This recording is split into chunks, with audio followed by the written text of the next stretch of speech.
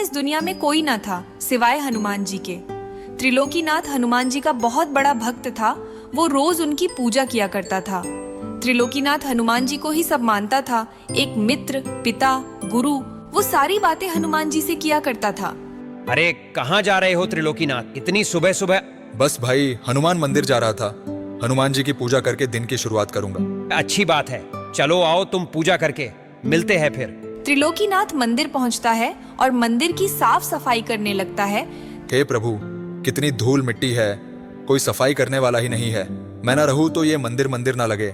और आप प्रभु इतने बड़े बड़े चमत्कार करते हैं, जरा सा चमत्कार यहाँ भी दिखा दो।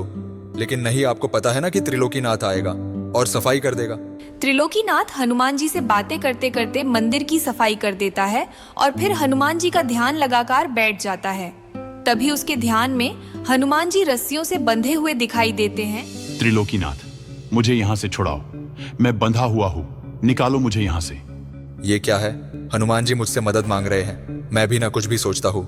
त्रिलोकीनाथ इस बात को एक बुरा ख्याल सोचकर मंदिर से बाहर चला जाता है, लेकिन अभी भी उसके दिमाग में वही ख्याल घूम रहा होता है। तभी उसे रघुनाथ मिलता है। क्या हुआ भाई? मंदिर से पूजा करके आए, लेकिन लगता है मन को शांति नहीं मिली। दिमाग में कुछ उथल पुथल चल रही है क्या? हाँ भाई, क्या बताऊं। आज बजरंगबली का ध्यान कर रहा था तो मैंने एक दृश्य देखा कि हनुमान जी एक रस्सी में बंधे हुए हैं और मुझसे मदद मांग रहे हैं। भाई, हनुमान जी को तुम्हारी मदद की कब से जरूरत आन पड़ी, और उन्हें बांध कौन सकता है? जरूर ये ख्याल तुम्हारे मन में ऐसे ही आ गया होगा। बात तो तुम सही कह रहे हो। ये बोलकर त्रिलोकीनाथ वहाँ से अपने घर आ जाता है। संध्या होती है। सारी दिनचर्या खत्म होने के बाद त्रिलोकीनाथ खाना खाकर सो रहा होता है। त्रिलोकीनाथ को फिर से वही स्वप्न आता है। त्रिलोकीनाथ, मुझे यहाँ से छुड़ाओ, मैं बंधा हुआ हूँ, निकालो मुझे यहाँ से। आप कहाँ हो प्रभु? मैं मंदिर के पीछे आम के पेड़ में फंसा हुआ हूँ, मुझे यहाँ से निकालकर मंदिर में स्थापित करो। ये कैसा स्वप्न है? लगता है हनुमान जी स्वप्न के माध्यम से मुझसे कुछ कहना चाहते हैं। ये बात कल मुखिया जी के आगे रखनी पड़ेगी। अगले दिन त्रिलोकीनाथ ऐसा ही करता है। वो गांव में पंचायत बैठाता है। सभी गांव वाले वहाँ खड़े होते हैं। क्या हुआ त्रिलोकीनाथ, आज पंचायत क्यों जमा की है? बात थोड़ी गंभीर है मुखिया जी।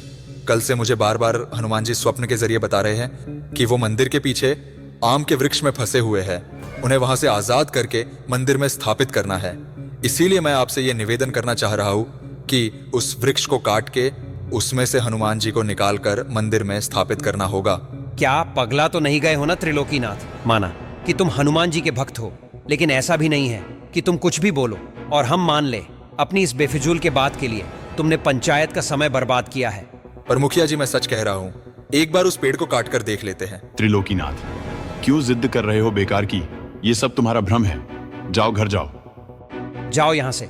आज की सभा यही समाप्त की जाती है। मुखिया त्रिलोकीनाथ को भगा देता है और कड़े शब्दों में पेड़ काटने के लिए मना कर देता है। त्रिलोकीनाथ उदास मन लिए घर की ओर जाने लगता है। तभी रघुनाथ उसके कंधे पे हाथ रखता है। त्रिलोकीनाथ, परेशान मत हो, ये सब तुम्हारे मन का वहम होगा। ज्यादा ध्यान मत दो। और वैसे भी वो आम का वृक्ष मुखिया जी का है, और पता है उस अकेले वृक्ष से कितने फल आते हैं। वो तुम्हारी बात पे वृक्ष तो नहीं काटने वाले। ज्यादा सोचो मत, जाओ आराम करो, सब ठीक हो जाएगा। ये बोलकर रघुनाथ वहाँ से चला जाता है। लेकिन इस बात से त्रिलोकीनाथ को अभी संतुष्टि नहीं मिली थी। उसका मन अभी भी व्याकुल था। भाड़ में जाए मुखिया जी और सब। हनुमान जी ने मुझसे बोला है, वो मुझसे मदद मांग रहे हैं। कोई नहीं साथ देगा तो भी मैं उनकी मदद करूंगा। त्रिलोकीनाथ किसी की बात नहीं मानता। वो एक कुल्हाड़ी उठाता है और उस पेड़ को काटने के लिए निकल पड़ता है।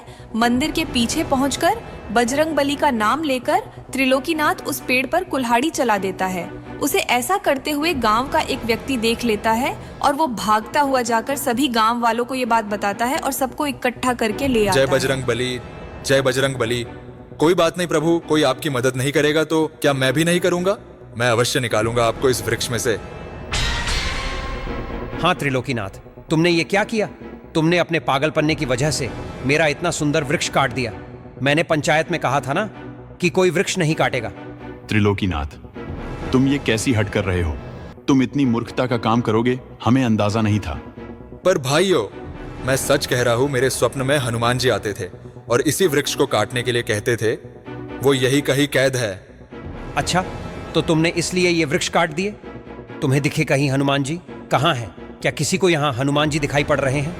त्रिलोकीनाथ, तुम्हें इसकी कीमत चुकानी पड़ेगी। ये बात चल ही रही होती है कि तभी हनुमान जी की एक सुंदर प्रतिमा उस वृक्ष के तने से प्रकट हो जाती है, जिसे देख सभी गांव वाले भौचक्का रह जाते हैं। किसी को अपनी आंखों पर विश्वास नहीं होता। वो सभी बजरंगबली की जय जय करने लगते हैं और सभी त्रिलोकीनाथ से माफी मांगते हैं। अब सभी गांव वाले पूरे सम्मान सहित वृक्ष से प्रकट हुई हनुमान जी की प्रतिमा को मंदिर में स्थापित